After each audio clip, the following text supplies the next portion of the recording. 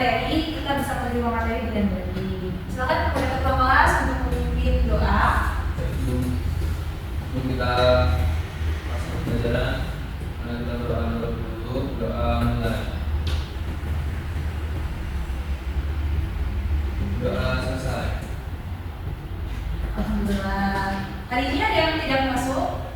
Ada? Kayaknya ngambil sepuluh memang. Oh, kenapa? Sakit ya? Oh, nanti Rahma kenal Nabila? Punya kontaknya? Nanti dihubungi ya, ditanyakan Nabila sakit atau berhalangan hadir karena apa. Tapi berarti ini dia tidak ada keterangan ya? Ibu cek kehadiran dulu ya. Dila Soliha, hadir Ibu. Rahma Syahidah, Rizka Sumatriani, hadir Ibu. Rian Rahmatullah, Hadir Bu. berarti yang tidak hadir Nabila Saputri ya.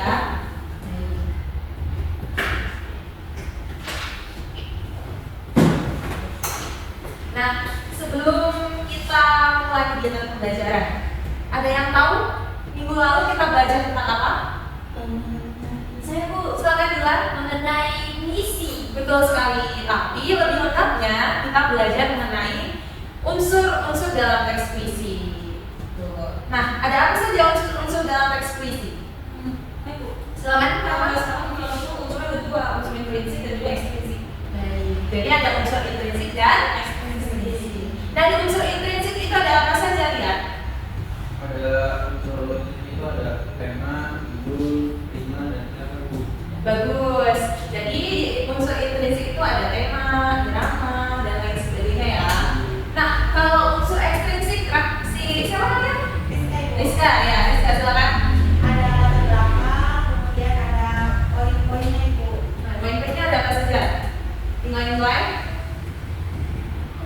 Kurang ingat, tidak apa-apa. Mungkin Rizka belum paham di bagian ekstrinsik yang unsur-unsurnya ya. Tidak apa-apa, nanti dipelajari lagi ya. Nah, di unsur-unsur itu ada intrinsik dan ekstrinsik. Di unsur intrinsik ada tema, ada judul, kemudian ada apa lagi kan? Irama. Ada irama, ada apa lagi? Ya, bisa juga. Kemudian bilang, Hikmah, amanah, dan amanah. nah, bisa satu saja. Apa yang bisa ketahui di unsur intrinsik? Ya, ya judul betul sekali. Nah, jadi di intrinsik itu ada yang tadi kita sebutkan, kemudian di ekstrinsik itu ada latar belakang dan nilai-nilai. Nah, nilai-nilainya itu ada apa saja? Ada yang bisa menyebutkan? Silakan, Bila. Seperti nilai-nilai kehidupan, kemudian nilai-nilai itu kayak kesannya itu tak yang dapat kita ambil. Ya, betul sekali, Bila. Nah, jadi unsur ekstrinsik itu berkaitan dengan nilai-nilai. Nah, hari ini Ibu akan memberikan materi mengenai teks puisi, masih teks puisi ya. Tapi kita akan mempelajari mengenai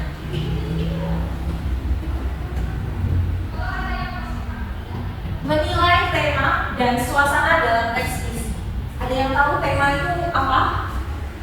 Ada yang tahu tema itu apa? Silakan, Mama. Tema itu hidup atau gagasan yang jadi musikal. Ya, bagus sekali jawaban Rahma. Beri tepuk tangan dulu pada Rahma. Nah, jadi tema itu berkaitan dengan ide tokoh. Nah, apa saja tema-tema yang kalian ketahui? Ada yang tahu? Tema itu apa saja? Yang kalau kalian menonton film atau drama Korea tuh, kalian suka genre apa atau tema apa? Action. Nah, Rizka apa? Cintaan. Bila? Tentang tua di hidup perjuangan. Nah, Masya Allah ya nilai ini. Kalau Rahma? Action.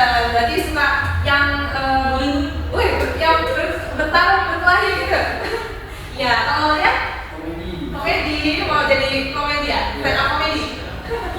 Ya, itu tadi genre-genre tadi itu juga termasuk ke dalam tema ya. Nah, kalau tema dalam puisi ada yang tahu? Salah satu tema dalam puisi yang kalian pernah baca puisi? Nah, puisi seperti apa yang kalian baca? Yang romantis itu. Ya, romantis ya. Nah, salah satunya itu ada romantis. Kemudian nanti bergantung kepada jenis puisi yang kalian baca gitu. Nah, tadi itu tema. Lalu sekarang suasana. Suasana itu ada yang tahu apa itu suasana? Kondisi. Apa ya?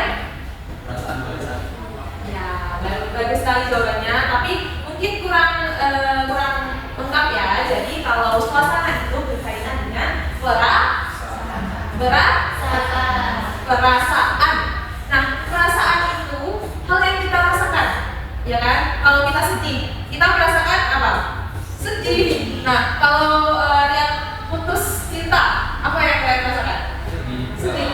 Galau. Iya. Kalau bila ditinggal mudik sama ibu bapaknya, perasaannya apa? Sedih banget. Sedih ya. Nah, jadi itu perasaan-perasaan yang kita alami itu ada di dalam suasana teks puisi. Bergantung pada puisi yang kita baca. Nah, kita langsung masuk saja ke dalam materi ya. Jadi pertama itu kita mengenal lagi lebih dalam apa itu puisi. Nah, ada yang bisa membacakan? Silakan Krista. Puisi adalah bentuk sastra yang mampu mengekspresikan berbagai emosi dan gagasan dengan cara yang unik. Tepat sekali. Jadi puisi itu adalah isi pikiran kita, gagasan, ide yang kita rasakan, yang kita imajinasikan, kemudian kita tuangkan dalam bentuk karya sastra. Nah, kemudian ada tema. Tema dalam puisi itu tadi apa? Ide pokok. Ya, tema dalam puisi itu ide pokok. Ide pokok dan gagasan dan ide pokok. Jadi kalau di tema itu kita fokus kepada apanya? Kepada ide. Jadi ketika kita membaca teks puisi, kita fokus untuk menganalisis temanya itu berdasarkan ide pokok dan gagasan. Kemudian tadi ada tema-tema. Tema-tema itu ada apa saja? Yang romantis. Iya betul, romantis contohnya.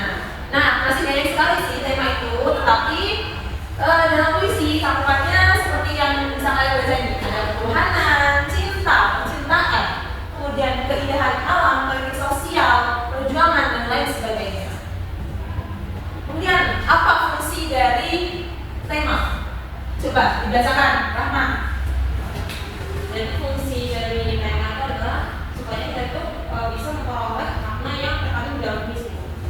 Cerdas. Tepuk tangan dulu untuk kita semua. Karena kalau itu cerdas yakin kalian tuh akan menguasai tema dan suasana. Jadi kalian nanti bakal bisa menganalisis suatu puisi kalian sendiri. Nanti kalau kalian pasti ibu yakin kalian bisa membuat puisi sendiri. Nanti kalian bisa meladani tokoh-tokoh terkenal seperti Sapandi Djoko Damono. Nah, selanjutnya ini ada contoh teks puisi. Ada yang tahu ini puisi? Puisinya temanya apa? Ada yang tahu? Tema. Betul sekali lihat. Beri tepuk tangan balik ya.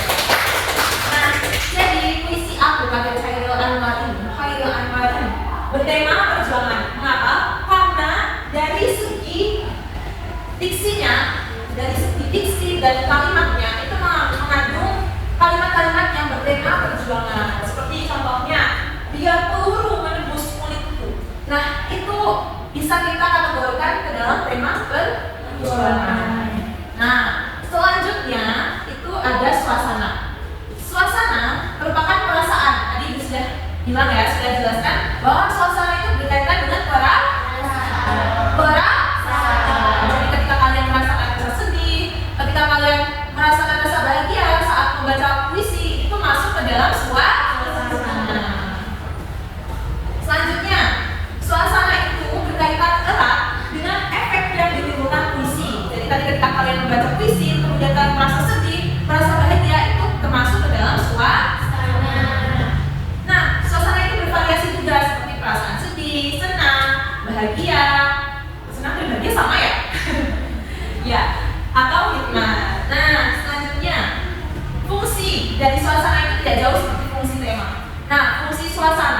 itu sama-sama untuk memperoleh makna. Jadi tema dan suasana itu fungsinya untuk memperoleh makna. Ketika kalian membaca teks puisi, itu kalian kan menganalisis bagaimana maknanya supaya kalian paham dengan apa yang disampaikan oleh pengarang puisi.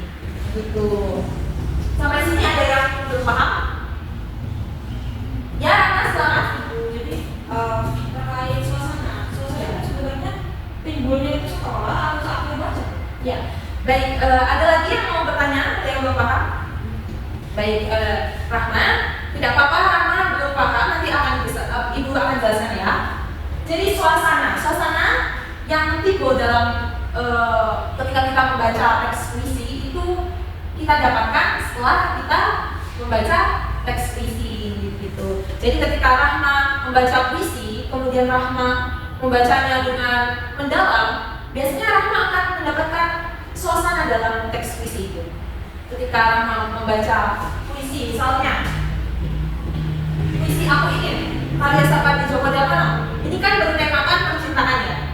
Nah, di tema percintaan ini, ketika Rahma membacanya, Rahma akan merasakan suasana yang romantis, senang, terharu, seperti itu. Bagaimana Rahma? Cukup? Cukup, alhamdulillah. Yang lain ada yang belum paham? Paham semua ya? Alhamdulillah. Nah, nanti kalau ada yang belum paham, silakan kalian bertanya kepada teman sebelumnya ya. Baik, selanjutnya ada yang bisa menyimpulkan tidak apa yang kita pelajari hari ini? Silakan, yang bisa kita pelajari yang kita pelajari hari ini. Rahma, mau? Ya, Coba sedikit sih Bu. Ya, silakan. Kamu dulu ya. Jadi hari ini kita bahas tentang puisi tema dan suasananya. Nah, kalau tema itu berkaitan dengan ide pokok atau gagasan dasar yang menjadi fokus kita penulisan. Kalau suasana itu perasaan yang timbul setelah kita membaca puisi tersebut. Betul sekali. Tentang yang pertama. Jadi kalau tema itu berkaitan dengan apa tadi? Ide pokok. Kemudian suasana efek yang ditimbulkan. ya berkaitan dengan perasaan. Nah, tadi itu adalah materi yang Ibu sampaikan hari ini. Nah, sekarang Ibu ingin kalian buka buku pembelajarannya. Silakan buka. Ya, di halaman 250. Sudah? Sudah. Nah, di situ ada puisi. Nah, kemudian di bawahnya ada 5 soal pertanyaan. Silakan kalian jawab. Ibu berikan tugas ini untuk dikumpulkan di minggu depan. Jadi kalian silakan analisis atau baca dulu teks kuisnya, kemudian kalian analisis apa saja yang dijadikan pertanyaan di situ. Gitu. Ada yang masih kurang jelas dalam penugasannya? Cukup, alhamdulillah. Nah, selanjutnya kalau sudah jelas, sebelum Ibu menutup, benar tidak ada pertanyaan lagi nih? Nah, sebelum ditutup, ada baiknya kita berdoa dulu ya. Silakan pada ketua kelas untuk memimpin doa. Untuk pelajaran pada hari ini mari kita doa mulai.